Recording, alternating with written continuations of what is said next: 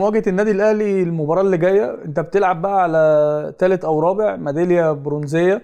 كان عندك أمل كبير إن أنت تلعب فاينل أمام الهلال، لكن ما حالفكش يعني الحظ، والمواجهة طبعا كانت صعبة قدام ريال مدريد. شايف نفس الصعوبة هتواجه النادي الأهلي في مباراة فلامينجو، ولا يقدر النادي الأهلي إن هو يتفوق؟ والله لا، هو المباراة صعبة، لأن برضو نادي فلامينكو عنده لعبة كويسة وعايز ياخد برضو ميدالية، وهو خلي بالك يعني يعتبر اللي أنا عايزه اتخطف من ماتش الهلال. الهلال. انت فاهم، يعني بلغة الكورة يعني اتخطف وكده، مم. لأن هو برضو جاب جول، وبعد كده الهلال بدأ يتعادل في بلانتي وفي بلانتي تاني في طرد، في طرد تاني. المباراة خلصت 3-2. بالظبط.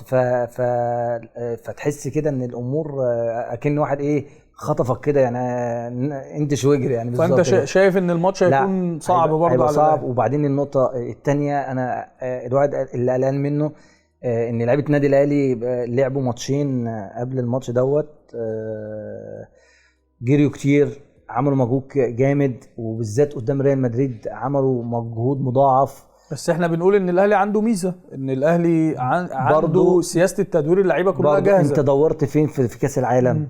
في الثلاثه اللي قدام بس. مم. ما دورتش في الديفنس، ما دورت مثلا في نص الملعب.